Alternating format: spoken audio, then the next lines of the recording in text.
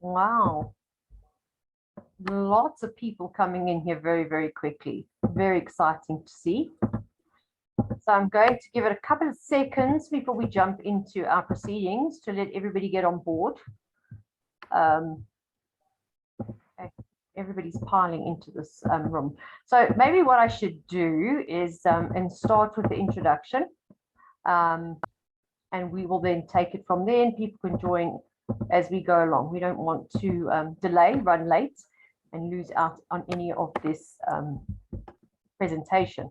So we are privileged to have Goitseona Raseroka, and I apologize in advance if I've got that wrong. I'm not very good with names. So we are talking today about supply chain transformation, which is at the forefront of almost every organization's transformation agenda. How can we reimagine supply chain by leveraging digital accelerators, allowing supply chain professionals to focus on value-adding activities? In unpacking this topic, Goitseona will speak to what it means to be a consultant in this space, as well as giving an overview of Accenture's capability by sharing some case studies of real work that has been done to date in this area. So we know that technology is the name of the game, and there's been a massive uptake with the challenges of COVID. I think it has caused a lot of acceleration with companies that had put it kind of on the back burner, had suddenly said, no, okay, we need to just move in this direction. So Goitseona, I'm going to let you do your own introduction, share with everybody a little bit about yourself. And it's an absolute honor and privilege to have you with us today. We know that you have a jam-packed diary and a calendar, and they're keeping you busy. So we appreciate your time and for coming back again. So if anybody's asking why the date is wrong, it's because originally Goitseona was presenting at the Young Professional and Student Conference, and with some horrible technical challenges. So she's generously offered her time to come back again. So without further ado, Goitseona, the stage is all yours. Thank you very much.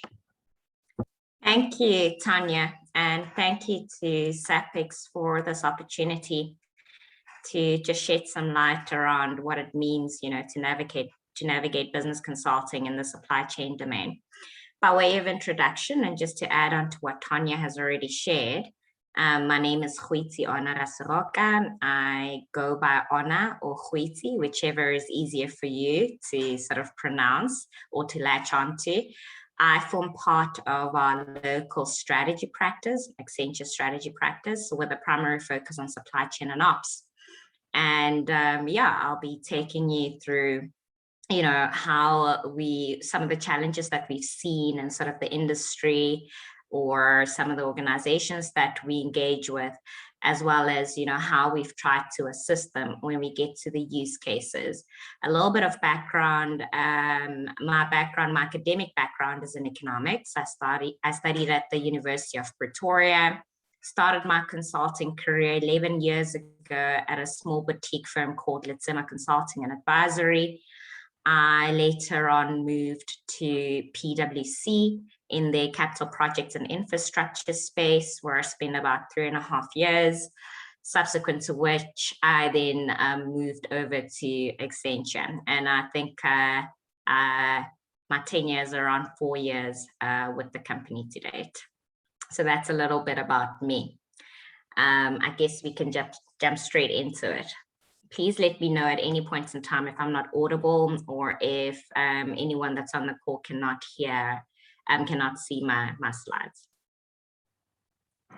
So prior to actually unpacking how digital accelerators can be leveraged within supply chain, I'm going to spend a little bit of time just going through some of the challenges that we see in this space and some of the topics that we sort of unpack when we come up with solutions within this space. So over the past couple of years, and I think more recent, over the past 2 years, we've seen quite a few disruptions. So geopolitical disruptions, when we had the strike, or I wouldn't necessarily call it a strike, when we had the disruptions in KZN, those type of instances have had quite a significant impact in terms of, supply chains. The roads were closed, fuel stations or refineries could not get fuel inland and the likes of that. Those are some of the challenges that we sort of help organizations demystify. Global cyber attacks, most recently we saw with the likes of Transnet, there was a global cyber attack there, and that had a significant impact in terms of how they then move coal, from mines to end users. It had an impact on exports and the likes of that. Financial crises, I guess that goes without mention to say, during this time or during COVID, a lot of organizations were facing financial crunches. So there are a lot of topics that we have to assist with when it comes to cost reductions, relooking sort of budgets and ensuring that it's really fit for purpose. We look at health threats. So COVID was a big health threat, which had a number of implications as well. Not only, personally, but when it came to workforce stability, there are a number of organizations that had to downscale operations and to make sure that, they were really operating in a lean fashion in order to account for some of the implications that COVID had on the organizations. So these just give an indication of some of the topics that we help organizations dabble with. When we move on to the next slide, while some of the organizations have managed to develop capabilities to withstand short-term disruptions, a lot of them haven't necessarily taken a long-term view in terms of, what some of these implications then mean for the operating organization. And when we did a survey, 71% of our survey respondents said that, they did not have business operations contingency plan in case the outbreak lasted longer than a few weeks. Now, looking back and having seen how long the outbreak lasted for, you can imagine what the implications are. So when we think about, how can we make supply chains more agile, more resilient, before we get into leveraging digital, because what a lot of organizations what normally they think that digital will be an answer to all of the issues. But with digital comes a lot of things. It introduces new ways of working. You have to almost consider how you're going to leverage a different skill set, because now you don't necessarily have supply chain professionals focusing on the traditional processes or activities that normally tackle, but you have to sort of infuse a new skill set into that end-to-end value chain. So some of the questions that are relevant at this point in time is, what is needed to rapidly and effectively mobilize my organization, in the face of all of the challenges that have taken place? How do we recognize the most critical impacts to our customers, people, and business? Customer experiences and requirements have sort of shifted, as well as how they engage with organizations. So how do we best position ourselves to meet that? What data and analytics are required to measure and inform the insights to our action plan? This is a big theme that's come up most recently, because we understand that there are a number of challenges around having structured data. There's a lot of unstructured data within organizations, but leveraging that and extracting insights is an issue. And that's one area where digital can potentially assist. Well, not potentially, it actually does assist. How does our action plan account for the characteristics of our supply chain? Looking at how things are shifting, what's our long-term strategy in terms of meeting some of those challenges, and what needs to change in my operations. This would be a CPO or a COO or a CFO asking these type of questions to ensure ongoing agility and resilience. So these are some of the questions that we help our clients answer when we respond to sort of requests that they send through to us. Moving on to the next slide, and some of you might have seen this one in the previous presentation that I shared, from the 1990s, the focus when it comes to supply chain was really on contracting and purchasing, even though it was at a lower level of maturity at the time. So contract management, strategic sourcing, category management were concepts that organizations were dabbling with, even though it was at a low level of maturity.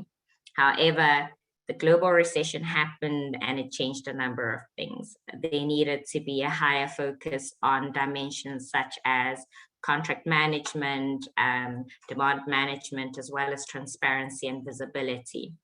So the recession required quite aggressive cuts when it came to operational costs. And that's where then the concept of sort of zero-based budgeting was introduced. So what we mean by zero-based budgeting is that typically in supply chain organizations, you would find that when it comes to budgeting cycles, they just look at historical spend and they add sort of an escalation to it to determine their future operating costs, so their future budgets. When you look at zero-based budgeting, you always go back to the drawing board and you say, from a consumption perspective, do we still need the same volumes? Because that might change. A typical example of that would be, say, license fees. You might acquire a set amount of license fees for your organization today. However, some people might retire, some people might resign, and you're still paying the same amount of license fees. So when you really go in and you interrogate consumption patterns, you interrogate technical specifications, and by technical specifications in layman's terms, we're talking about, do you need a Rolls Royce when a Polo Vivo can do the work? Interrogating those kind of things, and then coming up with a revised budget that's really insight driven and not necessarily just bolting on a 10% to say, going forward, we're just going to need this amount of money. As the supply chain function has matured, we've seen sort of digital enablers playing a stronger role. So rapid digitization of platforms and ecosystem partners, as well as leveraging digital to sort of drive data insights and the ability to be able to manage those. So this picture really just paints where the shift is taking place within supply chain from early 1990s and going forward. I know the end of the slide says 2019 and we're in 2021, but it's really this digital theme is continuing going forward. So while progress has taken place, within supply chain organizations, we still see them grappling with the same kind of challenges. And what we see in the space is sort of poor response times.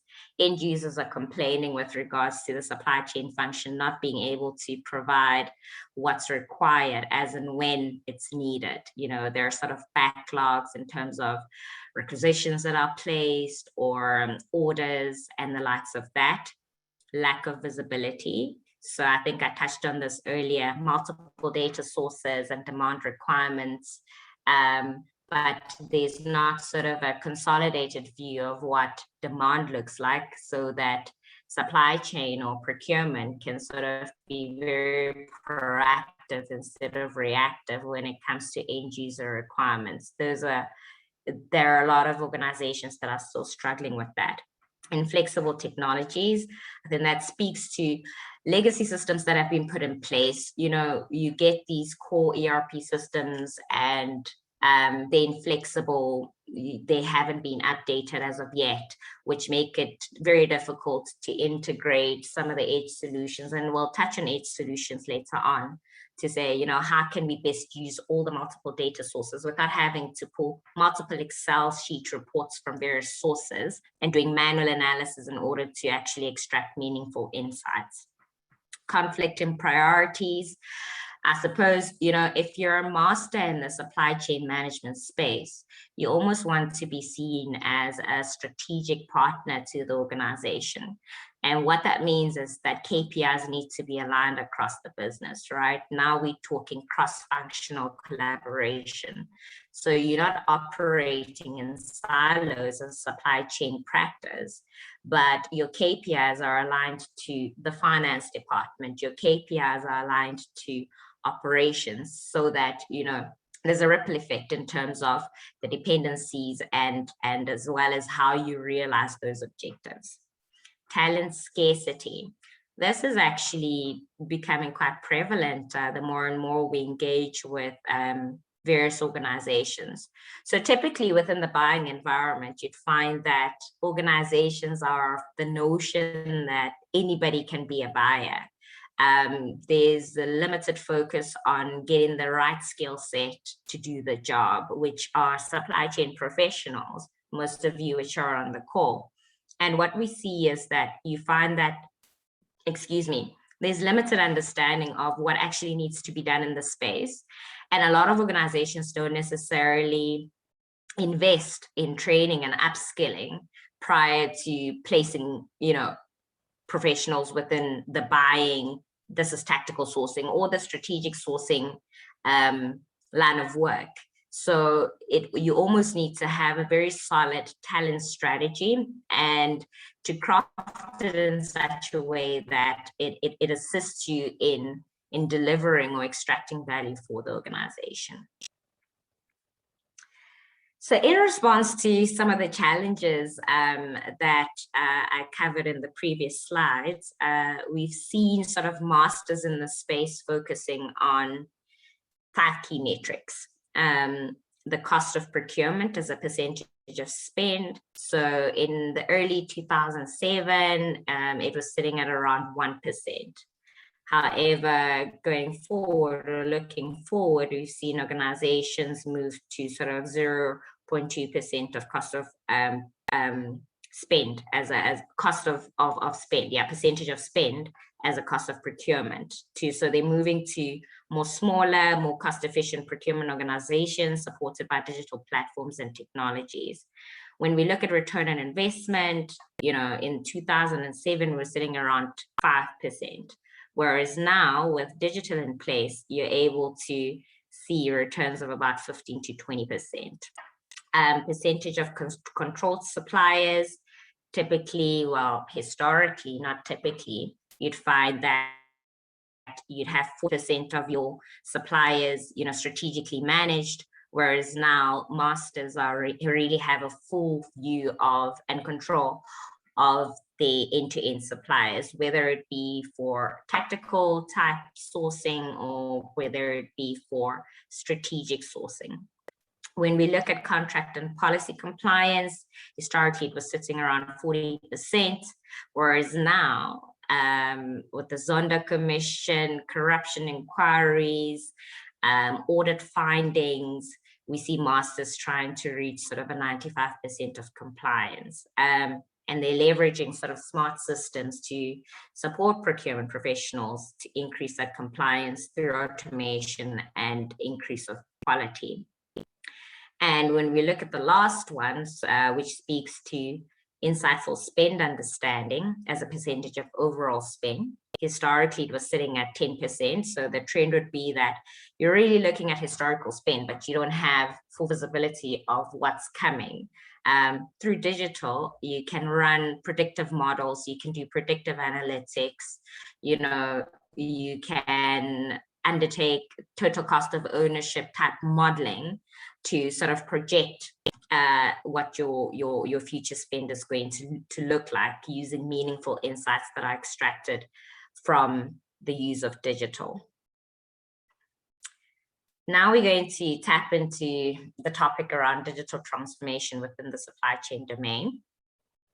So as we pause, just think about how amazing it would be if your supply chain could answer the following question or provide this type of capability. So imagine if you could have real-time visibility on the performance of your entire end-to-end supply chain, right? Imagine if you could understand the market impact of a shortage with a supplier or in manufacturing site in real time. So if a supplier is not able to deliver within the next 2 days and there's a shutdown, as an example, how, by the drop of a button, can you really see what the impact of that is going to be?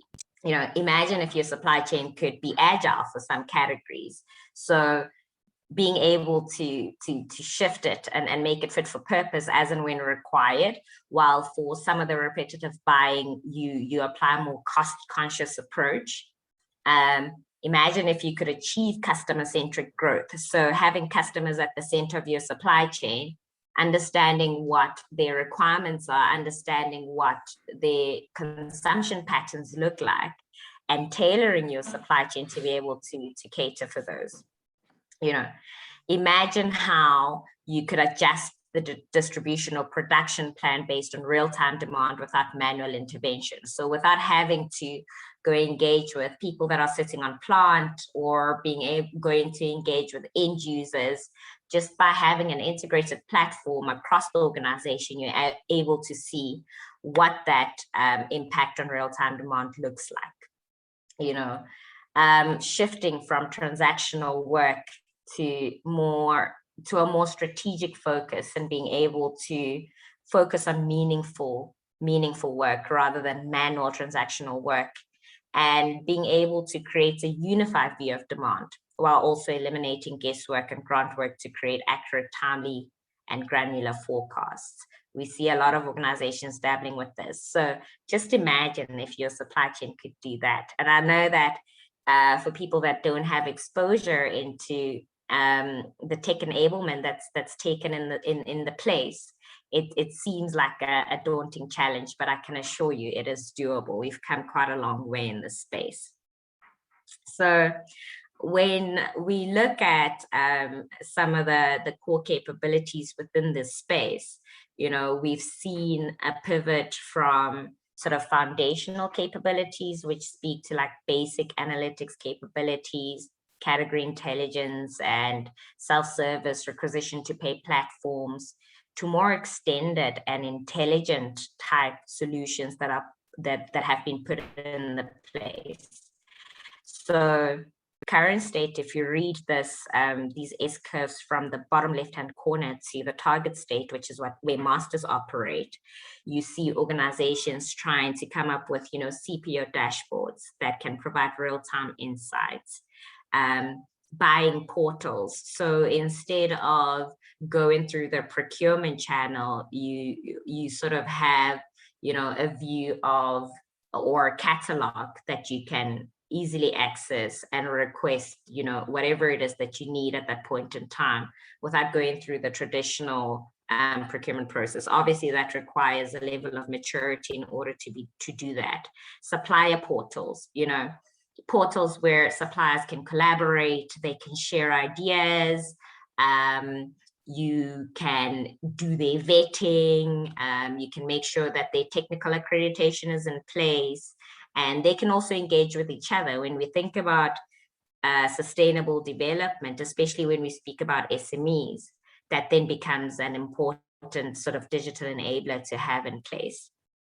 Supplier discovery also goes without mention. A lot of organizations struggle with infusing new suppliers into the existing supply chains. There are a lot of pushbacks from end users because they typically like to stick with, OMEs and suppliers that they've previously used before.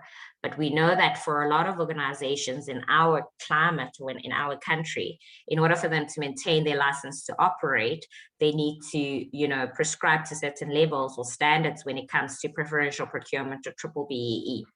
And in order to do that, your supply chain needs to be fluid, and there needs to be room for SMEs, so smaller micro enterprises that can be able to help you get to that level of compliance when it comes to BEE regulation.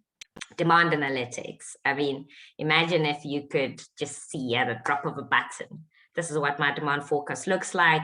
This is how then I can plan my workforce in terms of execution, and these are what the outputs are going to be. when we look at the last one, with category rooms sort of highlighted at the bottom, having self-service spot buy, I think I touched on that earlier, spend analytics, tender analytics. So being able to just submit tenders online, and the system really just gets you to a short list of suppliers where you can already see, based on commercial requirements, technical specifications, and other requirements that may have formed part of your tender, these are the top 3. Then, you just then draft your negotiation strategy to go engage with them instead of going through each of the steps in a manual way. So these are some of the progressions that we see within supply chain that are taking place, and some of the capabilities that are being built and utilized by masters in this space. So what do we mean by edge solutions? And I mentioned this earlier on. So you find your core ERP and procurement systems, such as the likes of Coupa, Ariba, and that. However, what we've realized while engaging a lot of our clients is that either they are operating on an outdated version, or the multiple functionalities within there do not necessarily provide the functionality that's required in order to drive objectives. So what we see a lot of organizations doing is then moving into custom solutions, some which are developed in-house to meet specific organizational needs. And I'll touch on what those look like. We see additional accelerators in place, which are sort of off-the-shelf type products that you can purchase that plug into any core ERP system that's in place, and other bespoke solutions, digital solutions by startups, which meet sort of niche requirements. So when we look at edge solutions, we're looking at stuff like demand predictor, and I'll take you through an S-curve. I think it's the next slide that shows, across the source to pay curve, what are some of those edge solutions that can be deployed to give you that edge over your competitors and to provide insights and in real time to inform your sourcing or category strategies, as well as the sourcing mechanism that you're going to deploy going forward. So this gives a view of, some of the accelerators that can be plugged into your existing traditional ERP platforms across the plan to consume cycle. So the demand predictor, which sort of uses historical data to predict what your consumption is going to look like, or your spending patterns are going to look like over an extended period of time. Market intelligence,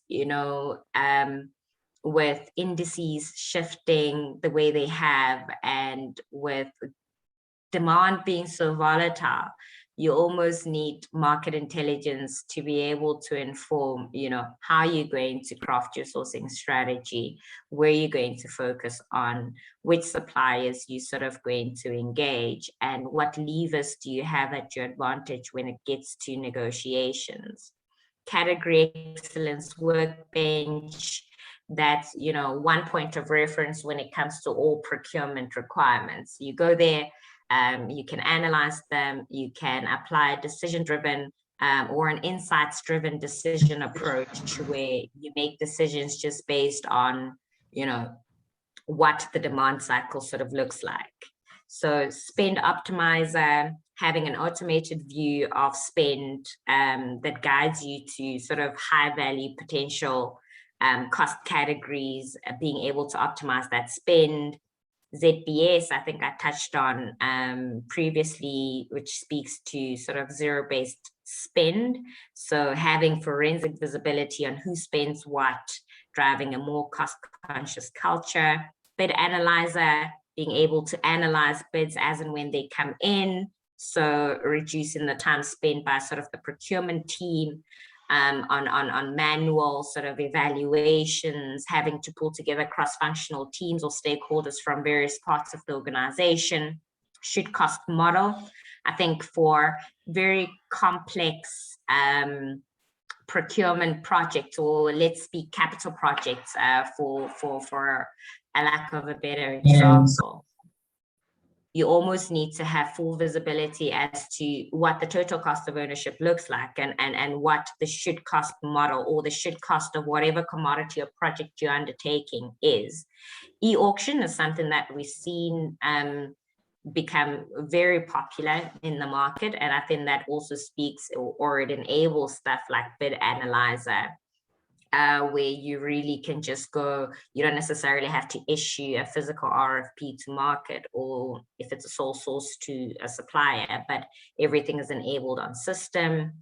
And maybe I can touch on some of the last two. So supplier performance management, we know that's always an issue when you have to get various inputs from either the guys on site or in operations, that have day-to-day engagements with these end users, or the suppliers rather, and then you have to sort of collate all of those inputs to come up with a supplier rating in terms of how they're performing, etc.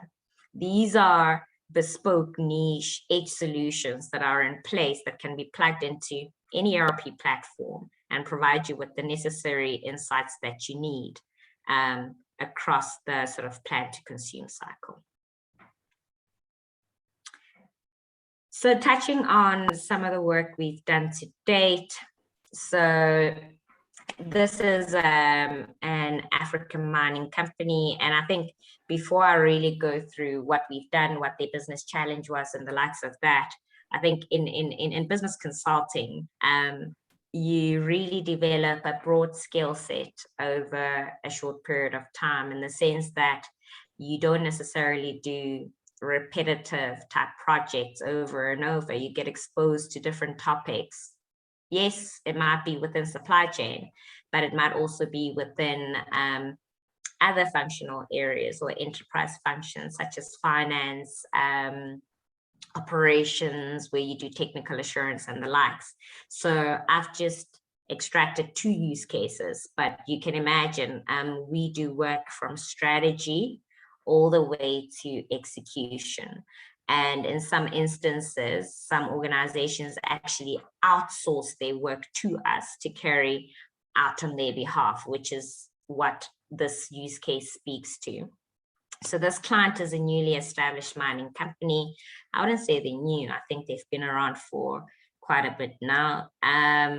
What are some of the challenges that they were facing at the time? So there was an underinvestment in their supply chain and the information management capability, which is typically known as IT. They were disadvantaged from a performance perspective in terms of outcomes when you were sort of comparing them to peers. The procurement function was isolated. They weren't delivering sort of real value. There was a legacy focus on tender management rather than category management. And resources were biased to sort of urgent tactical projects rather than strategic initiatives, very reactive in terms of how they were operating, and contract compliance measurement was not in place. So how did we help? So we helped with some cost takeout initiatives called, or you can term it, strategic and agile sourcing. So we implemented sort of a robust and transparent sourcing process using Synops and a source to pay sort of workflow process. We automated a lot of their sourcing activities. We enabled full visibility and control with decrease in turnaround times by 30%. So initially there were quite a few bottlenecks in that place, but we helped the client turn around those timelines. And when it came to spend, and we term it addressable spend because you can't influence overall spend.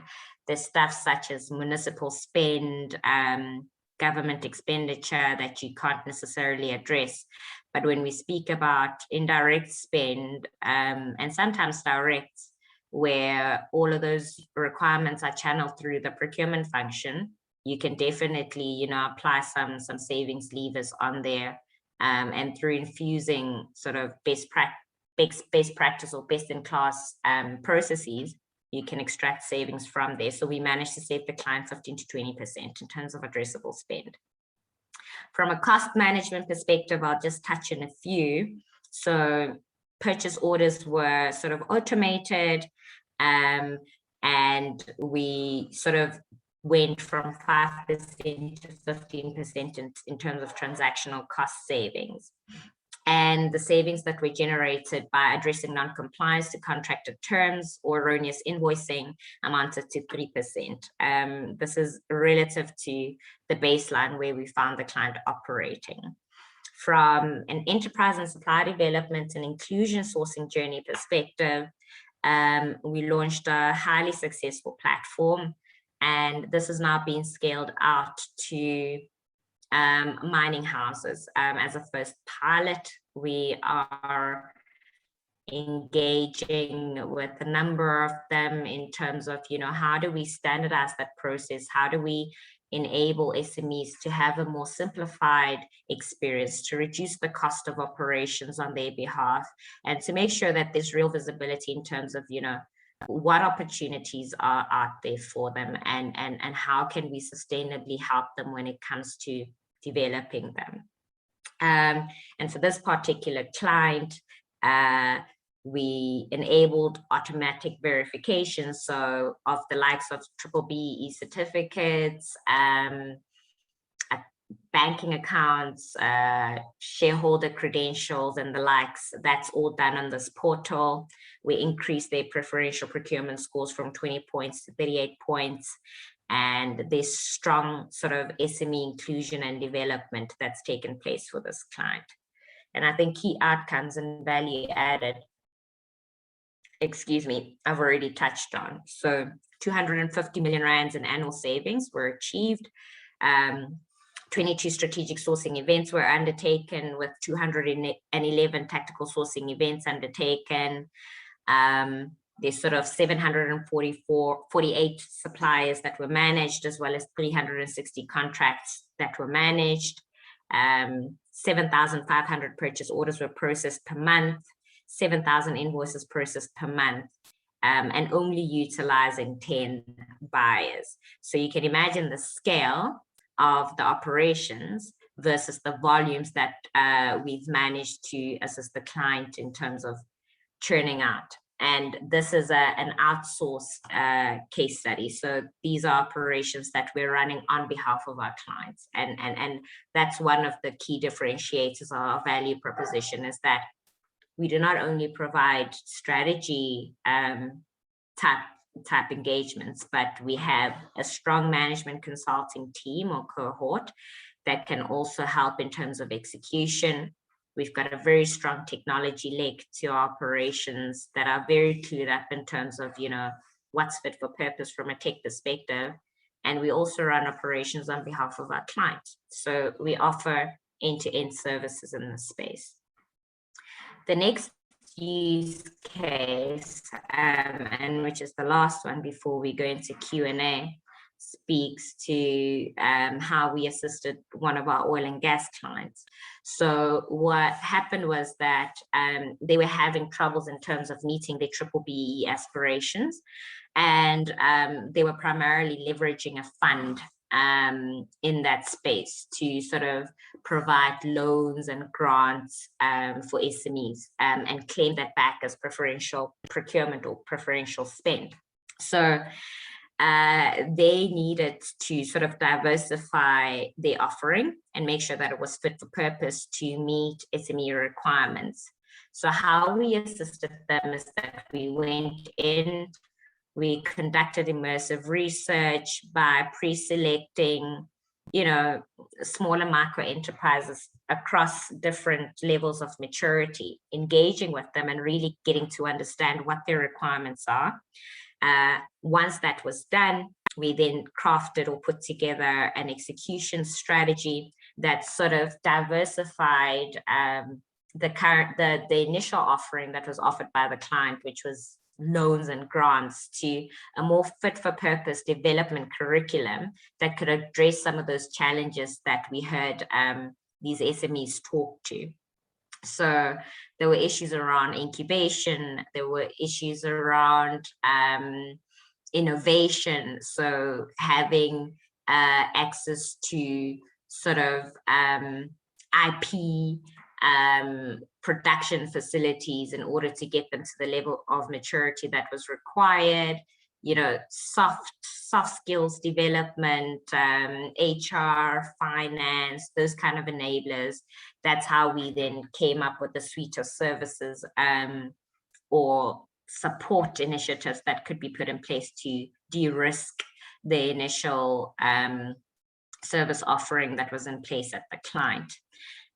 We also modeled for various impact solutions. So in the mining sector or the oil and gas sector, the Department of Trade sets certain targets based on how you perform against net profit after tax, and you have to meet sort of 3% of that has to be allocated to enterprise and supply development initiatives. So we had to model different scenarios to say, you know, if we have this number of SMEs, this is how much you can spend across these initiatives. If it changes to, you know, lower, this is how you then model. That also formed part of our solution that we offered the client at that time. And we then touched on sort of an execution roadmap to say, you don't have to necessarily do everything in-house. You can partner with people that primarily focus on some of the support initiatives to make sure that your core team is focusing on what they need to do. So we developed the partner framework and also, you know, how you identify partners in terms of what's flowing in, just to assist in that. And what the impact was that, you know, it de-risked the ESD program that was in place. It broadened the supplier pool. So it ensured that, you know, the organization wasn't necessarily engaging with the same type of suppliers, but it was engaging or providing opportunity with smaller SMEs that required opportunities in the space. And it also allowed for the program to account for fluctuations in net profit after tax to either scale up or down accordingly as and when required. So these are just some of the use cases of some of the work that we've done in place or done to date. And yeah, that brings me to the end of my presentation. I don't know if there are questions. Tanya, please keep me honest.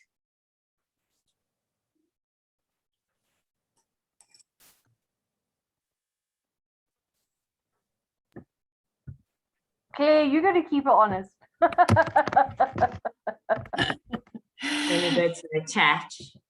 Thank you. Yes, Tanya just made a very good point, and thank you very much for that presentation. Very comprehensive and very detailed and extraordinarily interesting. I think you work in a fascinating environment with different kinds of clients and different kinds of challenges, and it must be quite exciting and exhilarating to be in such a space. Just quickly before we get to two questions from Mr. or Miss Kwemba, thank you. Tanya made a good point to say, great to see strong SME inclusion and development in the work that you do, and we all agree that this is very much needed. SAPEX is working, you know, on an SME initiative, etc. So we're very interested in that as well. Pule agrees with that. And Miss or Miss Kwembe, I can't see a profile picture, so please type your questions if you can. Thank you everybody for the great turnout this afternoon. And if you have any questions, just type them in. Tanya, did you have any other comments? So, I mean, just listening to especially the second case study that you were talking about in terms of the SMMEs. I mean, that really was just based on that, which is really exciting, that there's so much to be done. I'm curious, so how do you source them? How do you engage them? And are they difficult to find? So obviously you, in terms of when you're talking about big clients, they want somebody that's ramped up and ready to go. And that's that's great, but we need to be bringing new SMEs through, and growing and developing them. So how difficult of a challenge is that? Very good question. And I think when we often engage our clients, we paint the holistic picture, right? So if you're going to want to engage with SMEs, the reality is not all of them might be at the level of development that you require. And that's where supplier development and enterprise development then come into play. So using this portal that we've developed, it's open to anybody to apply. And what you'll normally find on there is that there'll be a set of requirements that you first need to adhere to prior to the supply chain environment engaging with you. And what that does is that it then provides an overview of what capability, whether it be at a minimal level of maturity or whether it be at an advanced level of maturity, what capability exists out there. Once you have that picture, you can then clearly see where do you have to provide development support? So whether it be training, whether it be accreditation, whether it be funding, where is it that you can focus that type of support, and where are suppliers already ready to engage? Once you have that mix, because I mean, if we're honest about this, if you're an SME and you are already contracted for a 10 million rand tender over a 5-year period of time, soon you aren't qualified to be an SME anymore. You then move into sort of more established type enterprises. So there needs to be a continuous inflow of SMEs in order for you to maintain your license to operate. And this is what this portal has enabled. It's enabled that sort of influx and the visibility to say, across these cost categories, we have SMEs that are supply ready. They meet all of our requirements. However, in crafting our category strategy for some of the other categories, this is what the capability looks like. However, there is some support that's required to get them to supply ready. And organizations need to look at the broader picture. You can't just look at one of the elements in isolation. I think it's really about the end-to-end holistic view when it comes to enterprise. And let me not just say enterprise and supply development, but sustainable enterprise and supply development. I hope that answers your question. Yeah, sustainable is the key word. Yes. What are the dynamic areas to look out for in SME that can potentially easily affect profitability or cost savings? Very, very good question. I think when it comes to operating costs and the likes, what you find is that a lot of the SMEs start off as being middlemen, right? And they then source from OMEs and add their markup, and you find that they're not competitive in terms of price. So a lot of organizations, well, not a lot, very few organizations then have the appetite to take on that price premium in order to get them to that level of maturity. But what I would say is that, start off small as an SME, make sure you have full visibility of your cost inputs, apply for these development programs that are in place, and make sure that you are actually running a real business and not just being the middleman, because we're trying to move away from, having agents to real business that has a meaningful impact where you can actually employ people. Because developing SMEs is really about increasing, or decreasing rather the unemployment rates in our country. If you're operating as an agent, you can't necessarily do that. But if you're building a sustainable business that's going to be able to service multiple client organizations, then we can talk. Also, I think one of the pitfalls that we've seen is when SMEs are really focused on engaging with one client. They have their, eyes set on a particular client, and they really tailor their offering to them. That does not create sustainable business. You almost need to have a roadmap of who you're going to engage at different points of maturity. And you need to have active conversations with the supply chain team or the procurement or the enterprise and supply development team that's in place to really map out what your development path is going to look like. So I'd say be cognizant of your costs, be cognizant of not being an agent, because then you won't be competitive. Take advantage of the development programs that are in place, and diversify sort of your client base.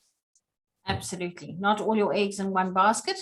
And also work closely with your marketing team or a marketing consultant, or get some marketing training as well. I always think that's key.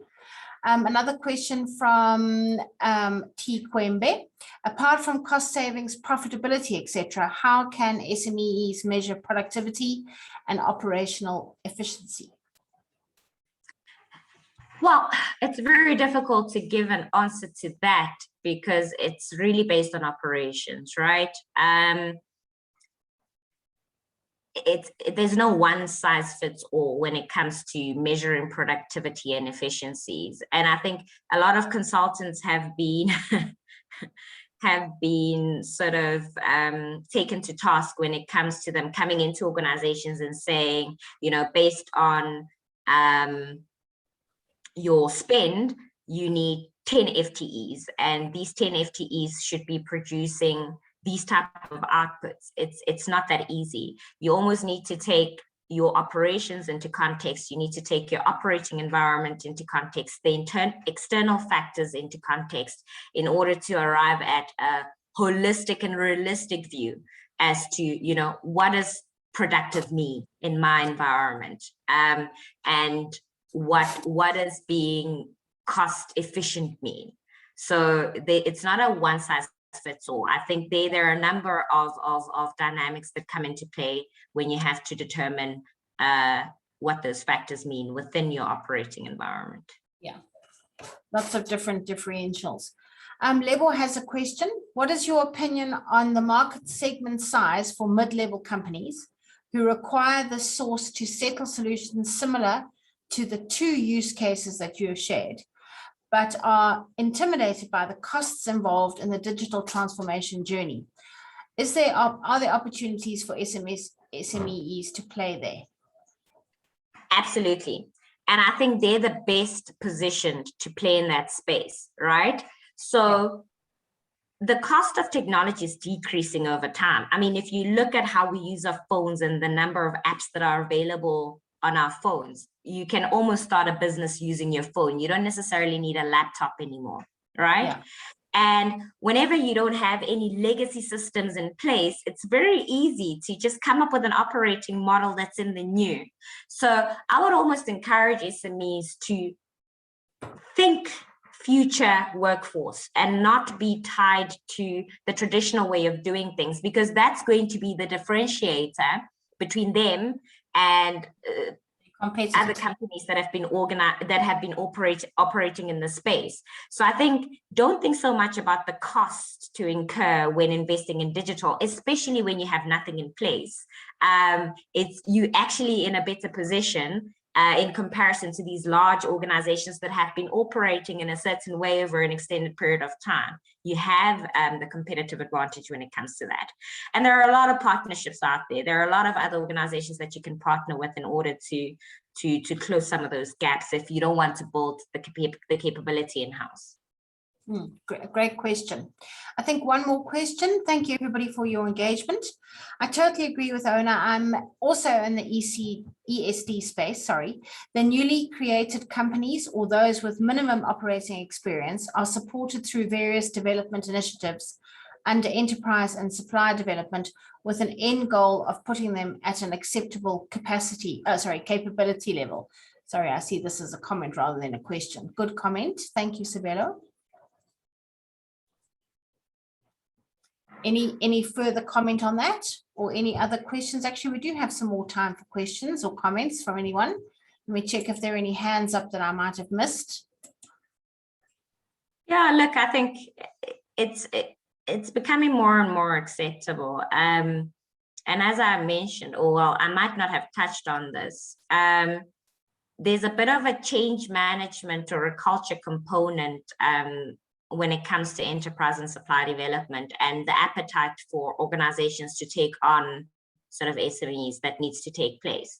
So while you can have these brilliant support programs in place and you have these brilliant partnerships that can help you sort of churn out the volumes associated to that, if your end users are not open to leveraging SMEs within their supply chains, it's going to create a bottleneck. So there needs to be some educational initiatives put in place, as well as awareness of the objectives that the ESD team is trying to drive, to make sure that there's buy-in. Because at the end of the day, you know, end users do have a big say in terms of who they're going to engage with when it comes to especially the supply of critical spares or goods and services that are of technical nature.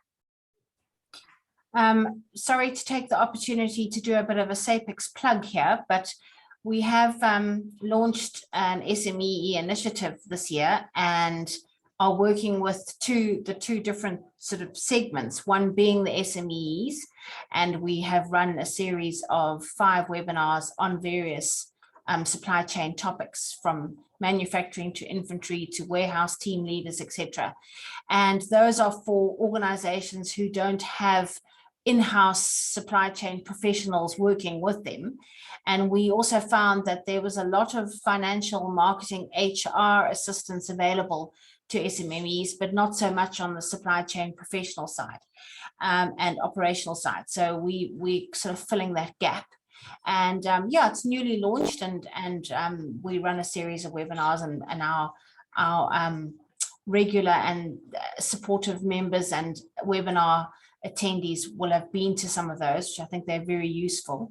And then we're working with large organizations on their CSI and ESD programs to assist them with training and to encourage them to sign up their suppliers to be members of SAPEX so that they can learn and develop their own professional development in that area. So yeah, even though this was a young professional event, I think we've touched on both areas. So thank you for that. Tanya has her hand up, and she has a quick comment saying SMEs have the opportunity to adopt technology quicker and cheaper, which they do. I agree with that. And Pule also agrees, true, end users are a huge problem. So how do we drive supply chain governance to enhance sustainability more so with the involvement of SMEs? And then we'll come to you, Tanya. So when it comes to end users, I guess it's really about ensuring that KPIs are linked, right? So we need to be cognizant of the fact that end users are really driving operations. And for them, what's most important is that they have what they need, when they need it, at the quality they need it. And that's the most critical thing for them.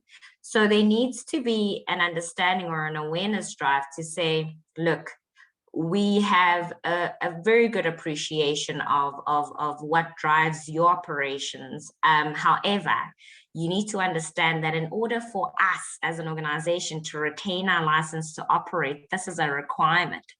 And this is what we're going to need from you in order to make sure that our ESD program that's in place is a success.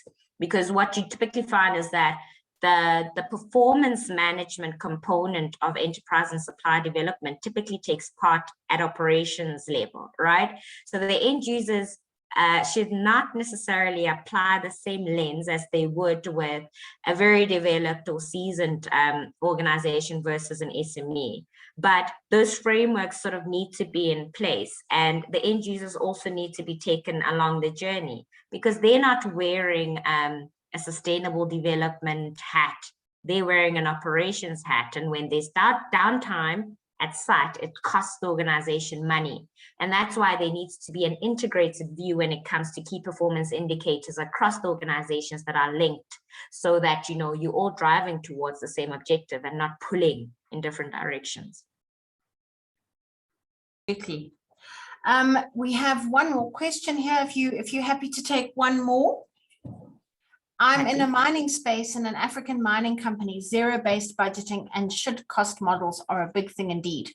The biggest challenge we faced was the supply chain value networks, freight, coming to a standstill during the lockdowns.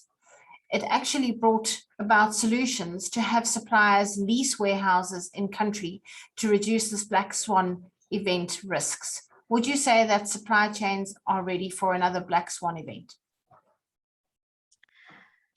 Look, I would say the impact was quite significant.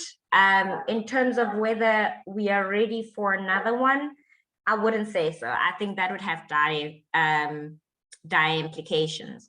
But I think that also speaks to supply chain agility, right? So having seen what we've seen, how do we then make our supply chains less dependent on freight? So if TFR goes out of business, what are we going to do? Are we going back to road haulage, or what is it that we're going to put in place? So it's really around having contingency plans in place to say, what's the should scenario modeling look like? Should this happen, how can we then mitigate the risk? And that's having a fully comprehensive sort of risk framework in place to respond to those kind of challenges. Yeah, absolutely. Thank you. Level ends off by saying, completely agree with the alignment of KPI and political within the organization, by the way. Tanya, did you want to add something there quickly, or are you fine? You put your hand down again. I wasn't sure.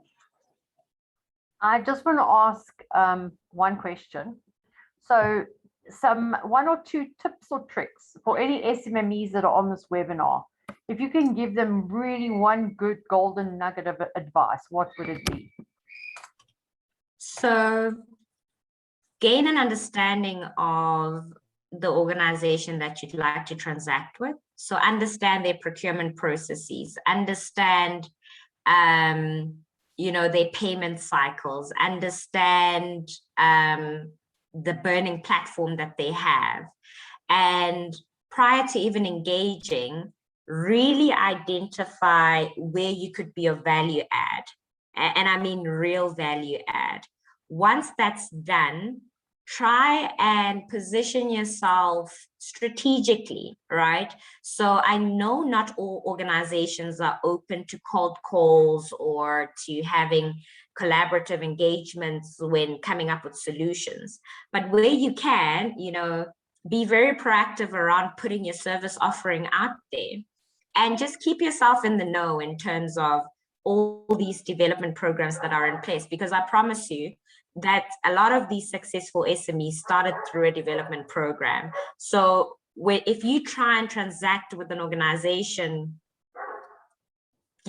without coming from the development program and you're an SME, it becomes extremely difficult, because then you won't be competitive. And they might apply the same evaluation criteria to you as they would for a more matured or seasoned organization. So it's better to channel your business through sort of a development program if you can. But very key to understand organizational requirements and needs and how they operate. Awesome. Thank you, everyone. I think we'll end it there. Thank you for your time this afternoon and your expertise, and to Accenture for their support of the association and supporting our conference and being on this journey with us. It's fantastic to have organizations such as yours partnering with us. Thanks everybody for your engagement. We still have a couple more events between now and the end of the year, so keep an eye out on your emails from Caden and have a look at the website. And good luck to everyone for the rest of the year, and keep safe and keep well, and good to have you all with us. Thanks, Ola. Thank you. It's only a pleasure. Have a great afternoon, everyone. Cheers.